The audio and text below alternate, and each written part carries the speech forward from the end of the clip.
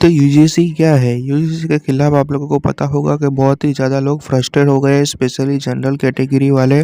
और इसको बहुत ही ज़्यादा अच्छी तरीके से एक्सप्लेन की ये क्रिएटर अरिजिता चतुर्वेदी, आप खुद देखिए। और इसलिए यूजीसी 2026 में इन रूल्स को लेके आई। ये रूल्स किस पर लागू होंगे? देश के सभी कॉलेजेस, इंस्टीट्यूट्स और यूनिवर्सिटीज पर। अब ये नए रूल्स कहते क्या है? पहला तो इसमें कास्ट बेस्ड डिस्क्रिमिनेशन की डेफिनेशन दी गई है। मतलब किसी भी एससी, एसटी, ओबीसी कम्युनिटी के पर्सन के साथ अगर सिर्फ उनकी कास्ट या ट्राइब के बेसिस पर भेदभाव होता है तो वो कास्ट बेस्ड डिस्क्रिमिनेशन माना जाएगा। दूसरा, ये रूल्स आए हैं एससी, एसटी, ओबीसी कम्युनिटी के लोगों के लिए। मतलब अगर इनके साथ कॉलेज या यूनिवर्सिटी में डिस्क्रिमिनेशन होता है तो ये कंप्लेंट फाइल कर सकते हैं। अच्छा, अब ये कंप्लेंट कहाँ पे फाइल करेंगे? इसके लिए हर कॉलेज और यूनिवर्सिटी में इक्वल अपॉर्चुनिटी सेंटर बनाया जाएगा, जिनका काम होगा कंप्लेंट्स को रिसीव करना और डिस्क्रिमिनेशन को रोकना। इसके साथ साथ इक्विटी कमिटीज होंगी, जिनके मेंबर्स होंगे एससी, एसटी, ओबीसी, विमेन और पर्सन विद डिसेबिलिटीज के कैटेगरी के लोग। इनका काम होगा कास्ट बेस्ड डिस्क्रिमिनेशन की कंप्लेंट्स में इंक्वायरी करना और जिन्होंने डिस्क्रिमिनेशन किया है उनके अगेंस्ट एक्शन लेना। इसके अलावा एक 24/7 हेल्पलाइन भी होगी, जिस पर आप कॉल करके कंप्लेंट कर सकते हैं। अब इन सभी रूल्स को फॉलो करवाने की जिम्मेदारी कॉलेजेस और यूनिवर्सिटीज की होगी, मतलब वाइस चांसलर, प्रिंसिपल और डायरेक्टर्स। और अगर इन रूल्स को फॉलो नहीं किया गया तो यूजीसी कॉलेजेस या यूनिवर्सिटीज पर